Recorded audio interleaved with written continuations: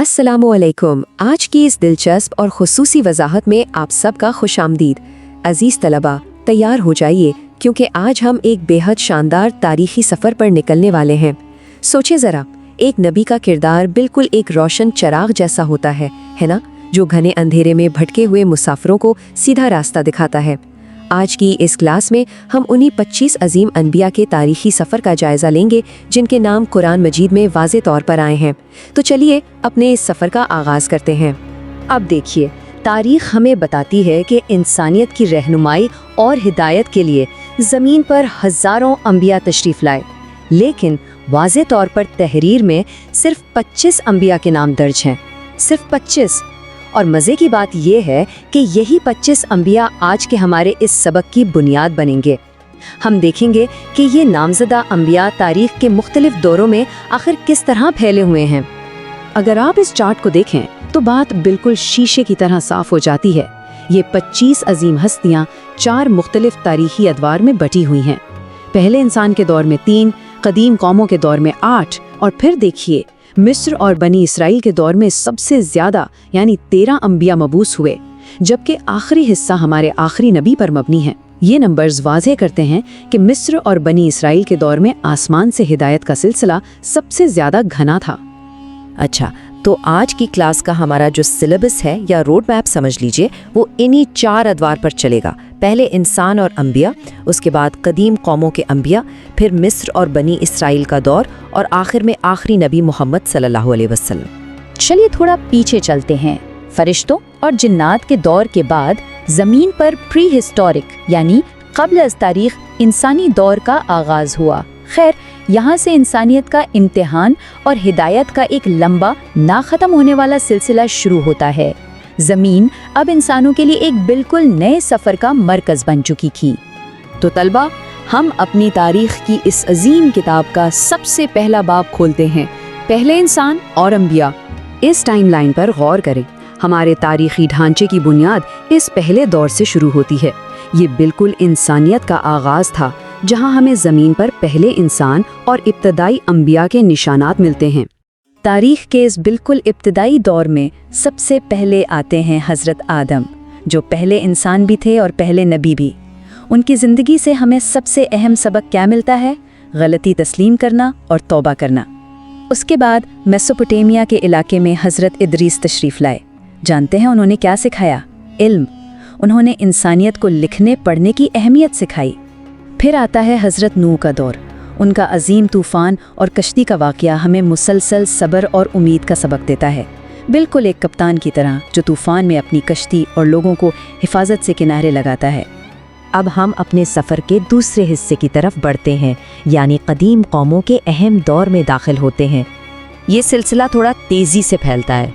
कदीम तारीख़ के इस ब्रॉन्ज़ एज यानी मिट्टी और तांबे के दौर में देखिए कितने अजीम अम्बिया आए। अरेबिया में हज़रत हुद और हज़रत साले ने अपने कौमों को समझाया कि देखो, तकब्बुर और गुरूर से बचो। फिर मेसोपोटामिया से हज़रत इब्राहीम का बेमिसाल दौर शुरू हुआ। उन्होंने लोगों को अंधी तकलीद के बजाय गौर व फ़िक्र और मंतिक इस्तेमाल करना सिखाया। इन्हीं के ज़माने में हज़रत लुत ने बुराई के ख़िलाफ़ आवाज़ उठाई। फिर हज़रत इब्राहीम के बेटों हज़रत इस्माईल और हज़रत इसहाक़ और पोते हज़रत याकूब ने केनान और अरेबिया के इलाकों में ख़ानदानी इत्तेहाद और अमन का दर्स दिया। और इस दौर के आखिर में हज़रत यूसुफ़, जिन्होंने मिस्र में अजीम किरदार अदा किया और अपनी ज़िंदगी से बताया कि हसद का मुकाबला बदले से नहीं बल्कि अफ़्व दरगुज़र और सब्र से किया जाता है। आइए अब हम तीसरे और नंबर्स के लिहाज से सबसे बड़े दौर का जायज़ा लेते हैं, मिस्र और बनी इसराइल। तारीख़ी लिहाज से देखा जाए तो ये आयरन एज यानी लोहे का दौर है, और जैसा कि हमने पहले देखा था, अम्बिया की तादाद के हवाले से ये सबसे घना वक्त था। इस दौर में हिदायत का सिलसिला बिल्कुल एक रीले रेस जैसा था, जहाँ सिखाने और समझने का पैगाम एक नबी से दूसरे नबी तक पास होता गया। हज़रत शुएब ने बातों ही बातों में लोगों को तिजारत में ईमानदारी और नाप तोल पूरा करना सिखाया। हज़रत अय्यूब बेमिसाल सब्र की अजीम अलामत बने, जबकि हज़रत धुल्किफ्ल ने अहद पूरा करने का दर्स दिया। फिर हम सब जानते हैं मिस्र में हज़रत मूसा और हज़रत हारून ने क्या किया। उन्होंने फ़िरऔन के जुल्म के खिलाफ जुर्रत और आज़ादी का परचम बुलंद किया। تھوڑا آگے چلیے تو لیوانٹ کے علاقے میں حضرت داؤد اور حضرت سلیمان کی باری آتی ہے۔ انہوں نے دنیا کو دکھایا کہ انتہائی طاقت اور عظیم دولت کے باوجود انصاف اور شکر کیسے کیا جاتا ہے۔ ان کے بعد حضرت ایلیاس، حضرت الیاسا اور پھر حضرت یونس آئے۔ حضرت یونس کی وہ مچھلی کے پیٹ والی کہانی تو آپ سب کو یاد ہوگی۔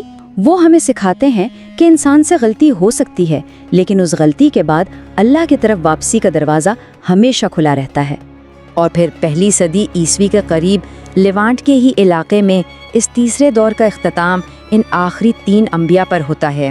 حضرت زکریا اور ان کے بیٹے حضرت یحییٰ نے بالکل ناممکن حالات میں بھی امید نہ ہارنے اور دین کی خدمت کا سبق دیا، جبکہ حضرت عیسیٰ نے اپنی موجزانہ زندگی اور آسمان سے اتری تعلیمات سے دنیا میں محبت اور ہمدردی کا عظیم پیغام پھیلایا۔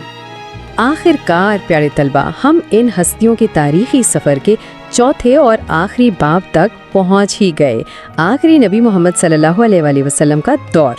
7ویں صدی عیسوی میں عربیہ کی سرزمین پر ہدایت کا یہ روشن اور شاندار تاریخی سفر حضرت محمد صلی اللہ علیہ وسلم کی آمد پر مکمل ہو جاتا ہے۔ ان کی تعلیمات نے دراصل پچھلے تمام انبیاء کے پیغامات کو یکجا کر دیا۔ انہوں نے پوری انسانیت کے لیے رحم دلی، امن اور انصاف کا مکمل سبق دیا۔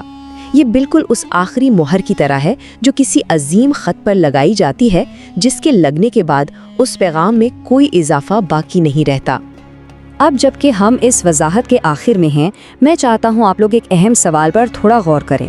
دیکھیے، ہم نے ان 25 انبیاء کی تاریخ اور سبق تو جان لیے، لیکن ان باقی ہزاروں گمنام انبیاء کے بارے میں آپ کیا سوچتے ہیں؟ تاریخ کے کن اندھیرے حصوں اور کن وقتوں میں انہوں نے امید کی کرن جگائی ہوگی؟ ہے نا سوچنے کی بات۔